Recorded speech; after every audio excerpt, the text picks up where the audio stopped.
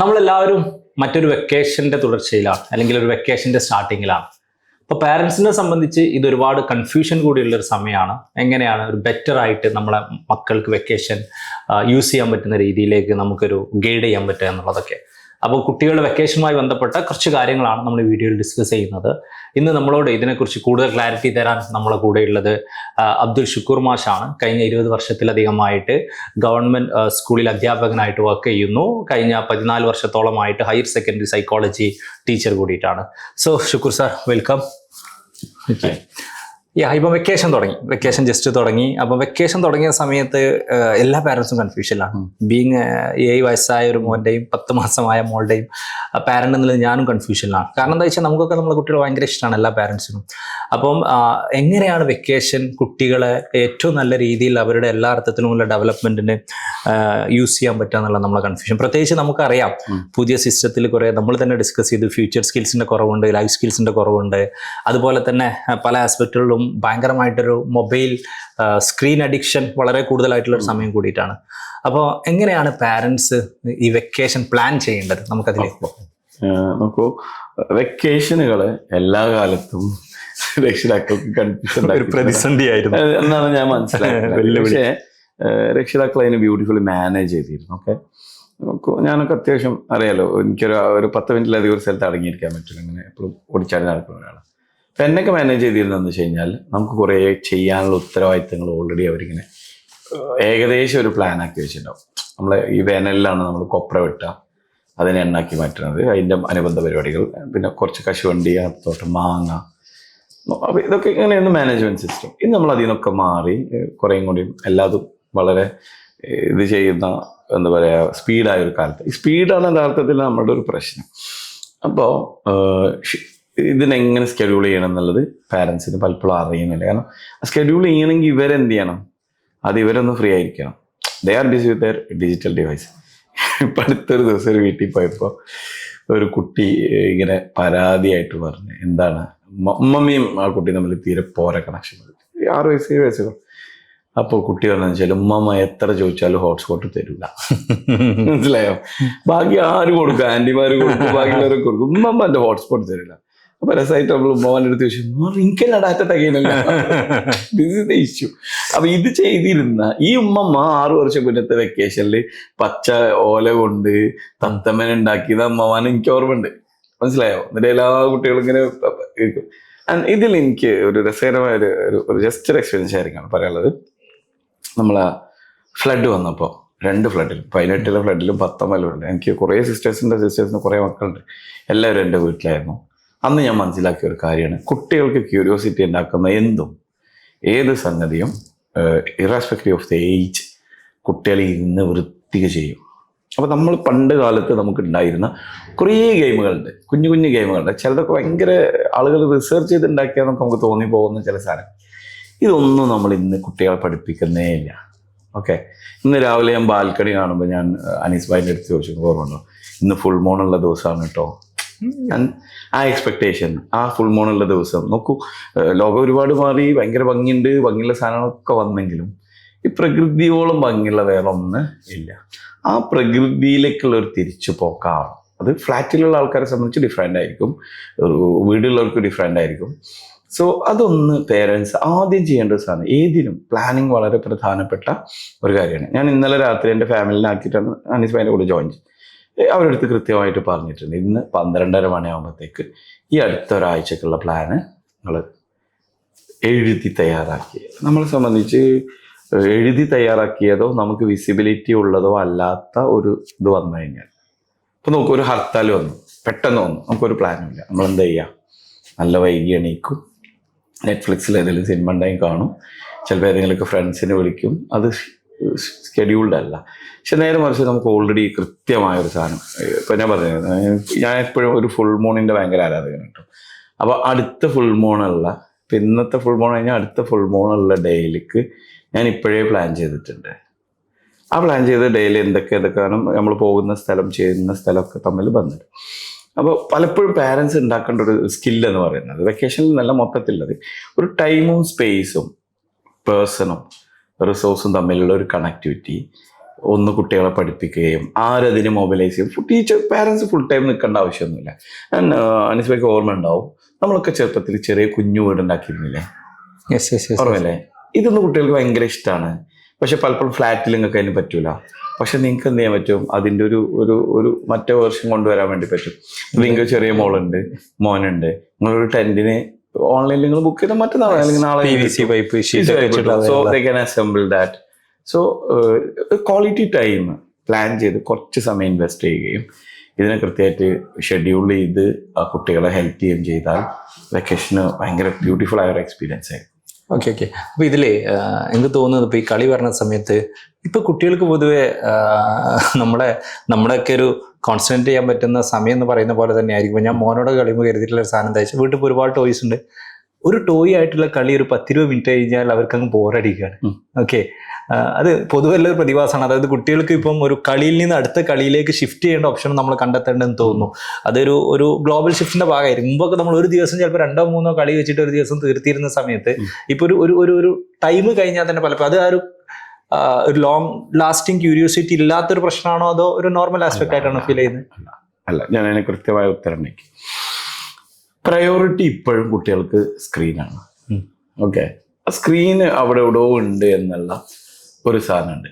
അത് ഇതങ്ങ് കഴിഞ്ഞിട്ട് വേണം, എനിക്കിത് മടുത്തു എന്ന് എൻ്റെ രക്ഷിതാവ് അംഗീകരിച്ചതിന് ശേഷമാണ് എനിക്കെന്ത് അതിന് പോകാനെന്നുള്ളതാണ് സാധനം. അതുകൊണ്ട് കൃത്യമായ കമ്മ്യൂണിക്കേഷൻ വെക്കേഷനിൽ ഉണ്ടാവണം. പ്രത്യേകിച്ച് അമ്മമാരാണല്ലോ നമ്മളെ വീടുകളിൽ ഈ ഫോണൊക്കെ ഡിവൈസ് കൈകാര്യം ചെയ്യുന്ന ആൾക്കാർ. ഇവരെടുത്ത് ഇവരുടെ വർക്ക് ചെയ്യുന്ന പ്രിമൈസിൽ എന്തുണ്ടാവണം, ഫോൺ ഉണ്ടാവണം. കൃത്യം സ്കെഡ്യൂൾ കുട്ടികൾക്ക് കൊടുക്കണം. ഇത്ര സമയം സൈക്ലിങ്, ഇത്ര സമയം സ്കേറ്റിങ്ങിൻ്റെ പ്രാക്ടീസ്, ഇത്ര സമയം അവരെടുത്ത കരാട്ടയുടെ പ്രാക്ടീസ്. ചിലപ്പോൾ ഒരു കുട്ടി വീട്ടിൽ കരാട്ടൊക്കെ പോകണ്ടാവുള്ളൂ, ബാക്കിയുള്ള ആളുകൾ ഇത് കണ്ട് വിലയിരുത്തി അവൻ്റെ പെർഫോമൻസ്. നമ്മൾ നേരത്തെ എപ്പോഴോ ഒരു വീഡിയോയിൽ പറഞ്ഞ പോലെ തന്നെ ഇതിനെയും എന്ത് ചെയ്യണം, അപ്രീഷിയേറ്റ് ചെയ്യുന്ന പ്ലാനുകൾ, പരിപാടികൾ ഉണ്ടാവണം. പിന്നെ ഇത് പുതിയ കാലമാണ്. ഡെഫിനറ്റ്ലി നമുക്ക് ചില എക്സ്പേർട്സിന്റെ പ്രോഗ്രാംസ്, ഐ തിങ്ക് നിങ്ങൾക്ക് എന്തോ ഒരു പ്രോഗ്രാമിന്റെ ഭാഗമായിട്ടുണ്ട്, ഒന്ന് ജസ്റ്റ് ഒന്ന് ബ്രീഫ് ചെയ്യാൻ പറ്റും എന്തൊക്കെയാണ്? അതായത് നമ്മളിപ്പം പേഴ്സണലി ഇതും വരുന്നത്, ഞാൻ തന്നെ എൻ്റെ മോനെ എന്ത് വെക്കേഷൻ ആവുമെന്ന് ഞാനും വൈഫും ഇങ്ങനെ കുറെ ഇങ്ങനെ ആലോചിച്ച് കൺഫ്യൂസ്ഡ് ആയ സമയത്ത് ഇങ്ങനെ ഒരുപാട് പാരന്റ്സ് ഉണ്ടാവുമല്ലോ എന്ന് മനസ്സിലായിട്ടാണ് ഇഫറിന്റെ ഒക്കെ എല്ലാ പ്രോജക്റ്റും പറഞ്ഞു. അപ്പം വരുന്ന ദിവസങ്ങള് ഈ ഒരു വെക്കേഷൻ കളറാക്കാം എന്നുള്ളൊരു ആസ്പെക്റ്റ് ആണ് നമ്മളും ഇതിൽ ഉദ്ദേശിക്കുന്നത്. അപ്പോൾ ഇതിലെന്താണെന്ന് വെച്ചാൽ ഒരുപാട് എല്ലാ ദിവസവും കുട്ടികൾക്ക് ടാസ്കുകൾ കൊടുക്കുക, കുട്ടികൾക്ക് കളിക്കാനുള്ള മൾട്ടിപ്പിൾ ഗെയിമുകൾ കൊടുക്കുക, അതിൻ്റെതായ കുറച്ച് ഡീറ്റെയിൽ റിവാർഡിംഗ് സിസ്റ്റം ഉണ്ടാവുക, കുറച്ച് പാരൻസിനുള്ള സെഷൻ കൊടുക്കുക. ഓക്കെ, അങ്ങനെയുള്ള ഒരു മൾട്ടിപ്പിൾ സെറ്റ് ഓഫ് ഈ ഒരു വെക്കേഷൻ കംപ്ലീറ്റ് കളറാക്കാനുള്ള ഒരു സിമ്പിൾ വാട്സ്ആപ്പ് ഗ്രൂപ്പിലൂടെ തന്നെ ചെയ്യാൻ ഉദ്ദേശിക്കുന്ന സെറ്റ് ഓഫ് സ്കീമാണ്. കാരണം നമ്മൾ ബീങ് എ പാരന്റ് ഫ്രീ ആയിട്ടാണോ കൊടുക്കുന്നത്? അത് നമ്മൾ ഫ്രീ ആയിട്ട് ഒരു ഇനീഷ്യൽ പബ്ലിക് ആയിട്ടുള്ള എല്ലാവർക്കും അവൈലബിൾ ആയിട്ടുള്ള sessions, expert session, hopefully Shukoor സോറയും മൾട്ടിപ്പിൾ സെഷൻസ് അതിന്റെ ഭാഗമായിട്ട് ചെയ്യണമെന്ന് കരുതുന്നുണ്ട്. അങ്ങനെയുള്ള ഒരു അവസരം തരികയാണെങ്കിൽ ഞാൻ പാരന്റ്സിന്റെ അടുത്ത് ഇന്ററാക്ട് ചെയ്യാൻ ആഗ്രഹിക്കുന്ന ഒരു കാര്യം ഇപ്പോഴേ പറയാം. കുഞ്ഞു ഗെയിമുകൾ ഉണ്ടായിരുന്നല്ലോ നമ്മൾ വീട്ടിൽ ഇൻ ഹൗസ് ചെയ്തിരുന്ന സാധനം ഓർമ്മ ഉണ്ടാവും. ഒരു 5x2 10 കല്ല് അല്ലെങ്കിൽ 3x2 6 കല്ല് ഒക്കെ ഉണ്ടെങ്കിൽ നമ്മളെ വീട്ടിലെ ഈ ടൈൽ ഉപയോഗിച്ചുകൊണ്ട് തന്നെ നമുക്ക് ബ്യൂട്ടിഫുള്ളി ചെയ്യാൻ പറ്റുക ഭയങ്കര രസമാണ്. ഉപയോഗിച്ചിട്ടുള്ള സാധനം, മഞ്ചാടി ഞാൻ പറഞ്ഞില്ലേ നേരത്തെ പറഞ്ഞ 2018-ലെയും 2019-ലെയും ഫ്ലഡ് എന്ന് ഞാൻ മനസ്സിലാക്കിയത് എൻ്റെ സ്കൂളിൽ തന്നെ ഉള്ള ഹയർ സെക്കൻഡറിയിൽ പഠിക്കുന്ന എൻ്റെ സിസ്റ്ററുടെ കുട്ടിയുടെ കുട്ടി മരുമകനായിട്ടുള്ള ഒരാൾ എൻ്റെ സ്കൂളിലുണ്ട്. അവന് 17-18 വയസ്സുണ്ട്. അതേസമയത്ത് അന്ന് 4 വയസ്സുള്ള എൻ്റെ മോളുണ്ട്. ഇവരൊക്കെയും 4 വയസ്സ് to 6 വയസ്സുള്ളവരുടെ ഒരു ഗ്രൂപ്പ് കൂടെ, 6 to 12 ഉള്ളവരോട് വേറെ, ആ 12+ മേലുള്ളവർ വേറെ, പാരലൽ പ്ലേ ആയിട്ട് ഇവരൊക്കെയും വീടിനകത്ത് ഈ പറയുന്ന ഗെയിമുകൾ ഇവർ കളിച്ചിരുന്നു. അതിൻ്റെ കാരണം എന്താണെന്ന് അറിയോ? അതും കൂടി ആലോചിക്കണം.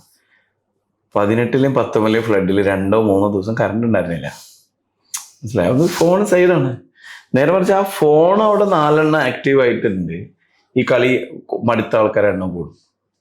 ബേസിക് ഇഷ്യൂ ഞാൻ മനസ്സിലാക്കുന്നത് മടുപ്പല്ല, കുട്ടികൾക്ക് ക്യൂരിയോസിറ്റി എന്ന് പറയുന്നത് ഇന്നുണ്ട്. പിന്നെ എനിക്ക് തോന്നുന്നു ആ ക്യൂരിയോസിറ്റിയെ നമുക്ക് ഒന്നും കൂടി ഒരു നെക്സ്റ്റ് ലെവലിലേക്ക് നമുക്ക് എക്സ്റ്റെൻഡ് ചെയ്യാം. പ്രത്യേകിച്ച് പലപ്പോഴും നമ്മൾ വേറെ ഏതൊക്കെയോ പോഡ്കാസ്റ്റിൽ പറഞ്ഞിട്ടുണ്ട്, ഈ ബഡ്ഡിങ്, ലെയറിങ്, ഗ്രാഫ്റ്റിംഗ് ഒക്കെ നമ്മൾ പഠിച്ച് വൃത്തിക്ക് പരീക്ഷയ്ക്കൊക്കെ എഴുതും. പക്ഷേ ഇത് ഇന്നേ വരെ പഠിച്ചാൻ സാധിച്ചിട്ട് നമ്മളാരും ചെയ്തിട്ടില്ല. കാരണം എന്താ? നമുക്ക് അതിൻ്റെ പ്രാക്ടിക്കൽ സ്കൂളിൽ പഠിപ്പിച്ചിട്ടില്ല. പക്ഷെ ഇത് ബ്യൂട്ടിഫുള്ളി ഇതിൻ്റെ റെലവൻസ് കുട്ടികളെ പഠിപ്പിച്ചുകൊണ്ട് നമുക്ക് നമ്മളെ വീടുകളിൽ തന്നെ, ഇപ്പോൾ അനീസിനൊക്കെ ഇത്രയും തിരക്കുണ്ടെങ്കിൽ പോലും ഒരു 3 to 5 minutes ടൈം ഫിസിക്കലി ഇതിൽ ഇൻവെസ്റ്റ് ചെയ്യാതെ നിൽക്കുന്നുണ്ടെങ്കിൽ even you don't need to invest physically, ഒരു വീഡിയോ കോൾ പോലെ അനീസിൻ്റെ മോനെ ഇൻട്രസ്റ്റ് ഉണ്ടാക്കി കൊടുക്കാൻ പറ്റും. അതായത് ഒരു മാർക്കറ്റിൽ നമുക്ക് കിട്ടും. ഞാൻ കിൻഡർ ജോയിൻ്റെ 2 ഈ ഫ്ലാപ്പ് കണ്ടപ്പോൾ അതിൽ നിന്നാണ് എനിക്ക് ഐഡിയ ഉണ്ടായത്. അതിനകത്ത് മണ്ണ് ഫില്ല് ചെയ്യുന്നു, അതിന് പാകമായ ഒരു കൊമ്പിൽ നമ്മളൊരു കെട്ടാമ്പെടുത്ത് കെട്ടി വെക്കുന്നു, ചെറിയ ഓട്ടകൾ ഉണ്ടാക്കുന്നു, ഓട്ടയിൽ നനച്ചു കൊടുത്തു കഴിഞ്ഞാൽ ഒരു 15 days കഴിയുമ്പോഴത്തേന് ഇതിന് വേര് വരാൻ തുടങ്ങും. വേര് വന്നു കഴിഞ്ഞാൽ നമ്മൾ ആ മണ്ണ് മാറ്റിയാൽ അത്രയും ഒരു ഉണ്ടയായിട്ട് മണ്ണ്, നല്ല ഒരു മാവൊക്കെ ആണെങ്കിൽ നല്ല മൂപ്പത്തിയ ഒരു 15 വർഷത്തെ ഒരു മാവാണെങ്കിൽ 15 വയസ്സ് പ്രായമുള്ള നല്ലൊരു തൈ നമുക്ക് കിട്ടും. ഇത് പ്ലാന്റ് ചെയ്യുന്നതിനെ നമ്മൾ പ്രൊമോട്ട് ചെയ്യുന്നു. ആ പ്രോ എൻവയോൺമെൻറ്റൽ സാധനങ്ങൾ നിങ്ങളുടെ ഗ്രൂപ്പിൽ തന്നെ ഷെയർ ചെയ്യുന്നു.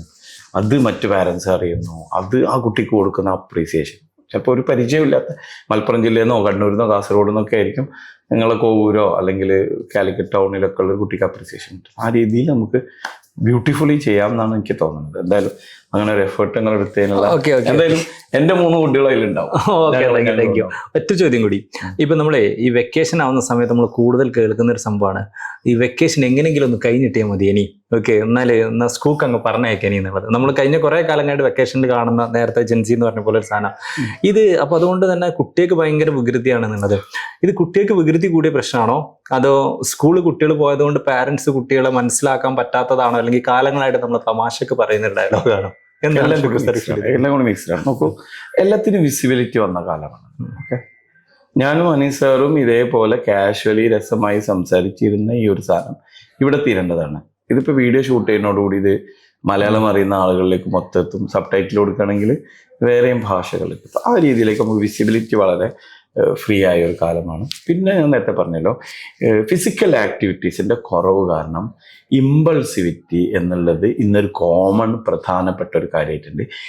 അറ്റൻഷൻ എന്നുള്ളത് വളരെ ഒരു കോമൺ കാര്യമായിട്ടുണ്ട്.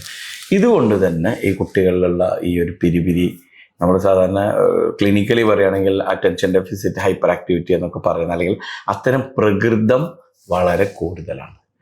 ആ കൂടുതലുള്ളതിന് വിസിബിലിറ്റിയും കൂടി എന്നുള്ളതാണ് ഞാൻ മനസ്സിലാക്കുന്നത്. പിന്നെ എനിക്കറിയാം, എനിക്കൊക്കെ ഓർമ്മയുണ്ട്, ഞാനൊക്കെ പഠിക്കുന്ന സമയത്ത് ഞാൻ എപ്പോഴും എൻ്റെ ക്ലാസ്സിലെ കുട്ടികളോട് പറയും, ഞാൻ കണ്ട ഏറ്റവും മികച്ച ബിഹേവിയറിസ്റ്റ് എന്ന് പറയുന്നത് എൻ്റെ അയൽവാസിയായ ഒരു സൈതൽബിയാക്കാണ്. പുള്ളി എനിക്കൊന്നും 5ാം ക്ലാസ് വരെ സ്കൂളിൽ പോയിട്ടുള്ളൂ. അത്യാവശ്യം നല്ല ഹൈപ്പറായ കുറേ അനിയന്മാരും ജ്യേഷ്ഠന്മാരൊക്കെ മക്കളുണ്ടായിരുന്നു പുള്ളിക്ക്. ഒരു ഭയങ്കര ബ്യൂട്ടിഫുള്ളി ആ കുട്ടികളെ പേരിങ്ങനെ വിളിക്കും. അപ്പം എൻ്റെ കുട്ടി ഇവിടെ വന്നേ, ഇവിടെ ഇരിക്കട്ടോ എന്ന് പറയും. പിന്നെ അവന് ടൈം ഔട്ടാ. അതായത് അവൻ അത്രയും നേരം ഉണ്ടാക്കിയ ആ പിരിപിരിക്ക് ഒരു ടൈം ഔട്ട്. പുളിച്ചീത്ത പറയൂല, തല്ലൂല, ഒന്നും പറയൂല. അപ്പൊ അവിടെ നിന്നൊക്കെ അന്ന് ഉമ്മമാര് പറഞ്ഞു കേട്ടിട്ട് ഇതൊന്ന് സ്കൂളൊന്ന് പൂട്ടിയതൊന്ന് തുറന്നെങ്കിൽ എത്ര നന്നായേനെ. അപ്പൊ ഇതൊരു പുതിയ സംഗതി ഒന്നല്ല. ഈ ഇത്തിരി ഹൈപ്പറായ കുട്ടികൾ, പിന്നെ അന്നത്തെ ആളുകളുടെ ആദ്യം എന്ന് വെച്ചാൽ കുളത്തിൽ പോയി ചാടുവോ, കുളത്തിൽ പോയി മുങ്ങോ, മരത്തുമ്മ കയറി മറിയോ. ഇന്ന് ദൈവം സഹായിച്ചിട്ട് ഇതൊന്നുമില്ല. ഇതൊക്കെ കുട്ടികളൊക്കെ ഇവിടെയാണ്, വീട്ടിലാണുള്ളത്. അവരുടെ ക്യൂരിയോസിറ്റി അപ്പോഴും ഉണ്ട്. അപ്പൊ പിന്നെ അവർക്ക് ആകെ എൻഗേജ് ചെയ്യാൻ പറ്റുന്ന ഒരു സ്ഥലം എന്ന് പറയുന്നത് ഇതാണ്. സോ തിരക്കുള്ള രക്ഷിതാക്കൾ ചെയ്യേണ്ടത് നിങ്ങളെപ്പോലെ വേറെ ആളുകളൊക്കെ പലതരത്തിലുള്ള പ്ലാറ്റ്ഫോമുകൾ ഉണ്ടാവും. അതിലൊക്കെ എൻഗേജ് ചെയ്യുക, ഒരു മോണിറ്ററിങ് ഉണ്ടാവുക. ആ മോണിറ്ററിങ്ങിൽ കുട്ടികൾ ചെയ്യുന്ന ആക്ടിവിറ്റിക്ക് കൃത്യമായ റിവാർഡ് കൊടുക്കുക. ഈ ഒരു 50 ദിവസത്തെയോ 40 ദിവസത്തെയൊക്കെ പാക്കേജിലൂടെ ആ കുട്ടിയുടെ സെൽഫ് എസ്റ്റീം ബൂസ്റ്റ് ചെയ്യുന്ന വലിയ സംഗതികൾ ഉണ്ടാവട്ടെ. അപ്പൊ ഐ തിങ്ക് നിങ്ങൾ ഇത്രയും വലിയൊരു കമ്പനിയാണ് പറയേണ്ട ആവശ്യമില്ല. നിങ്ങൾക്ക് ഡെഫിനറ്റ്ലി നിങ്ങൾക്കൊരു അതിനൊരു SOP മൊഡ്യൂളൊക്കെ ഉണ്ടാവും. ഓക്കെ, ഞാൻ പറഞ്ഞപ്പോൾ മാത്രം ഒറ്റൊരു ക്വസ്റ്റ്യൻ കൂടി അതിൽ ഫീൽ ചെയ്തു. ഇപ്പൊ വെക്കേഷനിൽ അതേസമയം പലപ്പോഴും നമ്മളെ പാരന്റ്സ് ചെയ്യുന്ന ഒരു കാര്യം അക്കാഡമിക് ആയിട്ട് കുട്ടികളെ അടുത്ത ടേമിൽ റെഡിയാക്കുക എന്നുള്ളതാണ്. ഇപ്പം ട്യൂഷൻ കൊടുക്കുക എന്നുള്ളത്. അപ്പൊ +2 ടീച്ചർ വരെ ആയിട്ടുള്ളതാണ്. അപ്പോൾ നമ്മളെ കുട്ടികളെ ഇപ്പം തന്നെ അടുത്ത ടൈമിന് പഠിപ്പിക്കേണ്ടത്, അതിന്റെ ഒരു ക്വസ്റ്റ്യൻ കൂടി ചോദിച്ചിട്ട് നമുക്ക് ഈ ഒരു ഞാൻ മറുപടി പറയേണ്ടതാണ് ഞാൻ വിചാരിക്കുന്നത്. ഞാൻ എൻ്റെ അനുഭവം ഞാൻ എൻ്റെ പാർട്ട്ണറുടെ അടുത്ത് സ്ഥിരമായി പറഞ്ഞുകൊടുക്കുന്നത്, നമ്മളെ മക്കളെ ബോർഡ് എക്സാമിന് സ്ഥിരമായിട്ട് വിട്ടാൽ മതി. അത് മിസ്സായാൽ പിന്നെ അതിൻ്റെ സപ്ലൈ എഴുതാനൊക്കെ പോകണം. അതല്ലാത്ത വലിയ റോക്കറ്റ് സയൻസ് ഒന്നും ഇന്ന് ക്ലാസ് മുറിയിലുണ്ട് ആസ് എ ടീച്ചർ ഞാൻ വിശ്വസിക്കുന്നില്ല. അതാത് കാലത്ത് കിട്ടണ്ട. നമ്മൾ നേരത്തെ വേറെ ഏതോ പോഡ്കാസ്റ്റിൽ പറഞ്ഞു, ഭാഷകൾ അറിയാം, മാക്സിമം ഭാഷകൾ അറിയാം. മനുഷ്യർ സംസാരിക്കണം, ഇനി ഒരു ഭാഷ അറിയുള്ളെങ്കിലും മനുഷ്യർ സംസാരിക്കുന്നത് കൃത്യമായി കേൾക്കുക, മനസ്സിലാക്കുക, റെസ്പോണ്ട് ചെയ്യുക. ആരെങ്കിലും എന്തെങ്കിലും മണ്ടത്തരം പറഞ്ഞാൽ അത് നിലനിൽക്കുന്ന സയൻസിന് അപ്രോപ്രിയേറ്റ് ആണോ എന്നൊന്ന് മാച്ച് ചെയ്ത് നോക്കുക. ക്രിട്ടിക്കലി 4 ക്വസ്റ്റ്യൻ ചോദിക്കാൻ പര്യാപ്തമാക്കുക. ഈ പറയുന്ന ഗണിത ക്രിയകൾ ചെയ്യുക. ഇത്രേ ആവശ്യമുള്ളൂ. ആവശ്യമില്ലാതെ ആളുകൾ ആദ്യം എടുത്ത് 4ാം ക്ലാസ്സിൽ എത്തുന്ന സമയത്ത് തന്നെ എൻ്റെ കുട്ടീനെ ഞാൻ പിന്നെ ഇപ്പോഴേ അങ്ങ് തീരുമാനിക്കുകയാണ് ന്യൂറോ സയൻസ്. ഇവൻ ശരിക്കും ഒരു തോട്ടം ഉണ്ടാക്കാൻ ആഗ്രഹിച്ച ഒരാളായിരിക്കും. ഓൻ അതൊക്കെ ആയിരിക്കും കണ്ടിട്ടുണ്ടാവുക.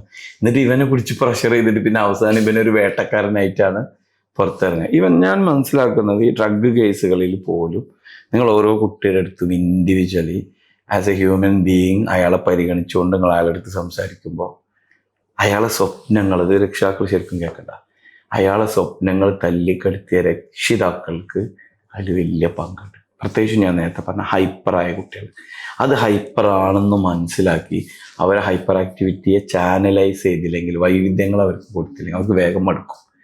മടുത്ത മനുഷ്യന് പിന്നെ അഭയം കിട്ടുന്നത് ഒന്നെങ്കിൽ സ്പിരിച്വാലിറ്റിയാണ്, അല്ലെങ്കിൽ രണ്ടാമത്തെ നോ ഡൗട്ട് ഡ്രഗാണ്. സ്പിരിച്വാലിറ്റിയിലേക്കൊക്കെ എത്തണമെങ്കിൽ കുറച്ചും കൂടി ഏജൊക്കെ ആവണം, അപ്പോൾ മനുഷ്യരെത്തും. പക്ഷെ അപ്പോഴത്തേക്ക് ഡ്രഗ് കയറിയിട്ടുണ്ടാവും. അപ്പോൾ അതുകൊണ്ട് ഇത് വളരെ പ്രധാനമാണ്. വെക്കേഷൻ പ്രോഗ്രാമുകൾ അത് പിന്നെ നിങ്ങൾ മുന്നോട്ട് വെക്കുന്ന ഹാപ്പി സ്കൂൾ തന്നെ ആവണമെന്നില്ല, ഫിസിക്കലി എൻഗേജ് ചെയ്യുന്ന കുറേയും കൂടി ഫിസിക്കൽ സ്പേസിൽ വരുന്നതൊക്കെയും ആവാം. എനിവേ ഒരു സ്കെഡ്യൂൾ കുട്ടികൾക്ക് വേണം, അതിനേക്കാൾ അപ്പുറത്ത് രക്ഷിതാക്കൾക്ക് വേണം. അവരുടെ ഐഡിയയും ലോജിക്കും അതുപോലെ തന്നെ ക്രിയേറ്റിവിറ്റി, പ്രധാനപ്പെട്ട ക്രിയേറ്റിവിറ്റി യൂസ് ചെയ്തുകൊണ്ട് കുട്ടികളെ ഇതിലേക്ക് ഉൾപ്പെടുത്തണം.